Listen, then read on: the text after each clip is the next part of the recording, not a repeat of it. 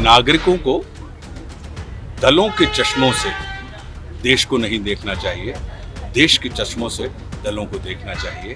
अगले साल हम चाहते हैं कि हमारा ये टूर्नामेंट, मैं ये कह रहा हूँ हमारा ये टूर्नामेंट जो राकेश भैया की स्मृति में संपन्न किया जा रहा है, आपके द्वारा निर्मित किए जाने वाले स्टेडियम में हो, तो हम ये मान के चलेंगे कि जो कहा सो किया।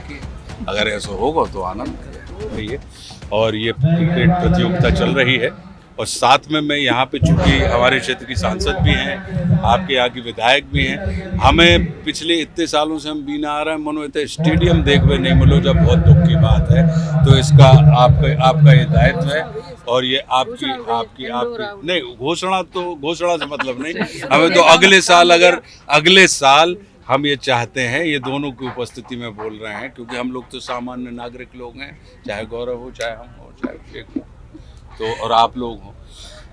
तो अगले साल हम चाहते हैं कि हमारा ये टूर्नामेंट, मैं ये कह रहा हूँ हमारा ये टूर्नामेंट जो राकेश भैया की स्मृति में संपन्न किया जा रहा है, आपके द्वारा निर्मित किए जाने वाले स्टेडियम में हो, तो हम ये मान के चलेंगे कि जो कहा सो किया।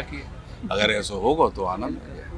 अब जब सांसद हैं और विधायक। एक बात और, आप भली भांति जानते हैं युवाओं की वर्तमान राजनीति जो चल रही है, इसमें युवाओं के लिए क्या करते हैं? मैं सिर्फ यही कहूँगा कि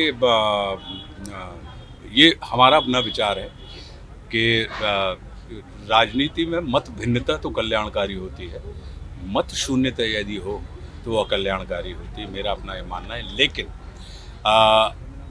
नागरिकों को दलों के चश्मों से देश को नहीं देखना चाहिए, देश के चश्मों से दलों को देखना चाहिए। तो जो नागरिक होता है उसको अपनी शुचिता बरकर, क्योंकि ये जो लोकतंत्र की सबसे बड़ी विशेषता होती है कि ये हमारा राज्य हमारे लिए हमारे ही द्वारा निर्मित किया जाता है। तो मैं सिर्फ यही उनको सुझाव दूंगा कि मत के क्या मतलब होते हैं, अंग्रेजी में इसको वोट भी कहा जाता है और अंग्रेजी में इसको ओपिनियन भी कहा जाता है। तो जब भी कभी, चाहे वो ओपिनियन हो आपका और चाहे वो आपके द्वारा की गई कास्ट वोट हो, इसके बारे में इसकी शुचिता के लिए और उसकी गोपनीयता को सदैव बरकरार रखिए। उसका संबंध आपसे है, उसका संबंध सोशल मीडिया से नहीं है। आज के अंदर कुछ युवा ऐसे हैं कि प्रैक्टिस करने के लिए बीना जिले गया था, सागर करना चाहते हैं। तो हम ये चाहेंगे कि आप जो बीना के युवा है बड़े निराश हैं कि काफ़ी समय से बीना में स्टेडियम नहीं है, तो उनके लिए आप क्या कहेंगे? सागर के युवा निराश हैं कि सागर में जंक्शन नहीं है। सब हो जाए मतलब हमारा जो मानना है कि भैया निराश नहीं होना चाहिए। कभी कभी कुछ स्थानों पर कुछ चीज़ें उपलब्ध हो जाती हैं जल्दी, और कुछ स्थानों पर उन चीज़ों को प्रतीक्षा करनी पड़ती है। तो मुझे लगता है कि बीना को एक लंबे समय तक प्रतीक्षा करनी पड़ी है, लेकिन जैसा कि अभी सुनने में मिला, दोनों ने ही कहा कि नहीं, घोषणा हो गई है और जल्दी होगा। और मेरा ये मानना है कि घर की अपेक्षा जब आप बाहर जाके प्रैक्टिस करते हैं तो आपकी जो प्रतिभा है वो कुशलता में ज़्यादा अच्छी बनती है। आशुतोष राणा जो है, अगर गाडरवारा ने छोड़ दो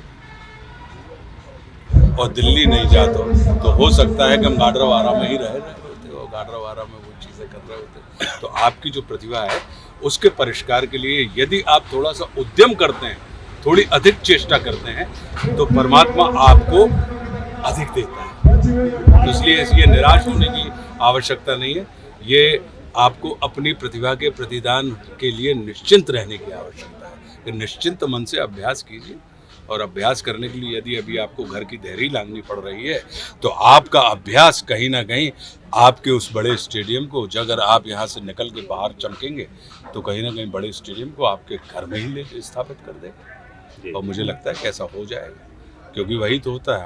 हम क्या कर रहे हैं, आशुतोष राणा है तो अभिनेता, बम्बई रहना, हमें गाडरवारा आने की या मध्य प्रदेश आने की तो आवश्यकता नहीं है। लेकिन बरगद के पेड़ की प्रकृति होती है कि जैसे ही तने जड़ निकलती, तने बनते हो, वो तने जब जैसे जैसे पेड़ बड़ा होता जाता है वो वापस वो तने जड़ों की तरफ मुड़ते हैं, जड़ में कन्वर्ट हो जाते हैं और एक बड़ा वृत्त आके खड़ा हो जाता है। तो मेरा ये मानना है कि प्रतिभाओं को बिल्कुल परिष्कार करने के लिए इसमें अफसोस करने की आवश्यकता नहीं। जो आगे चल रहा है वो कोई के पीछे चल रहा है, जो पीछे चल रहा है तो कोई से आगे चल रहा है। हम और आप गोला में घूम कर देखिए इस तरह, तो यहाँ पे आगे पीछे का भाव नहीं है। तो परमात्मा ने कहा है कि आगे चलने के अहंकार से मुक्त रहना और पीछे चलने की खिलाड़ी से भी मुक्त रहना। इसलिए सर्कल में घूमते रहो, अपने वृत्त में घूमते रहो, और जिस दिन हम वृत्त में घूमते रहेंगे तो हम देखेंगे कि हम किसी को लीड भी करेंगे और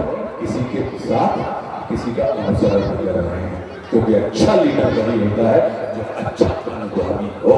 तो पीछे चलने का हुनर जिनको आ गया उनको परमात्मा आगे चलने का अवसर निश्चित रूप से प्रदान करता है, क्योंकि जब आप पीछे चलते हैं तो आपको अपने पीछे निरंतर दृष्टि रखनी पड़ती है।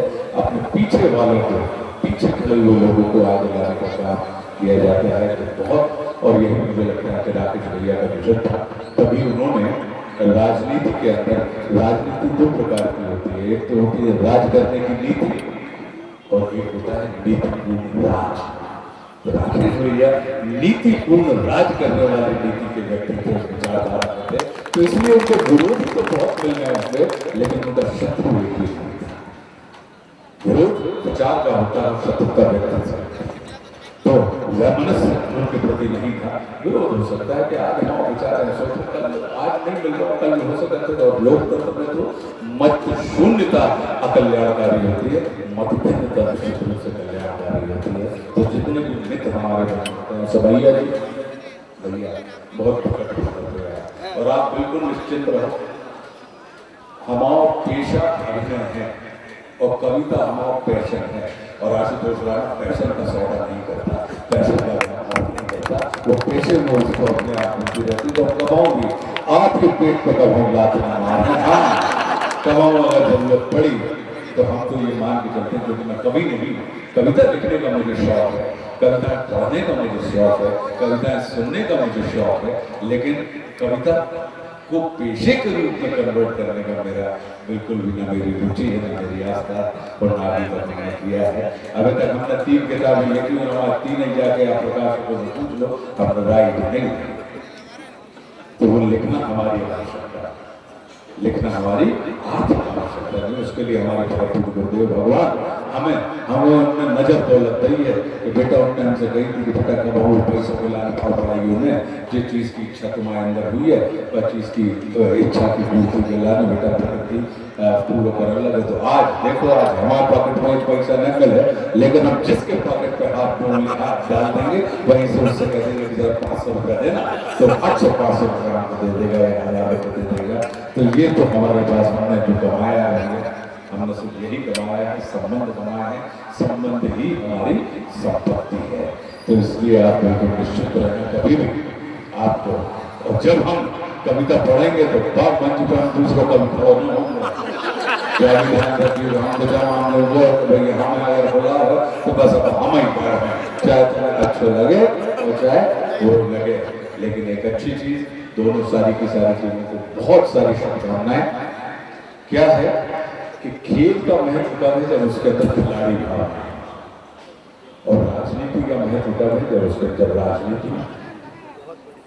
लेकिन होता क्या है कि खेल के अंदर राजनीति आ जाती है तो राजनीति गड़बड़ा जाती है, और राजनीति के अंदर खिलाड़ी भावना आ जाती है तो उसमें कहीं ना कहीं वो थोड़ी सी गड़बड़ा जाती है। तो खेल को खेल रहने दीजिए, मस्त होकर खेलिए, आप खेल का आनंद लीजिए। खेल के परिणाम की में आपको रुचि नहीं होनी चाहिए।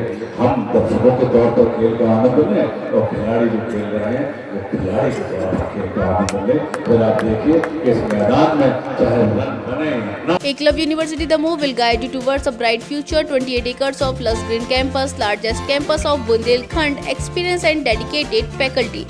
50 future-ready courses taught in 12 different schools, separate courts and ground for sport, fully equipped lab and workshop, safe and fully equipped separate hostel for girls.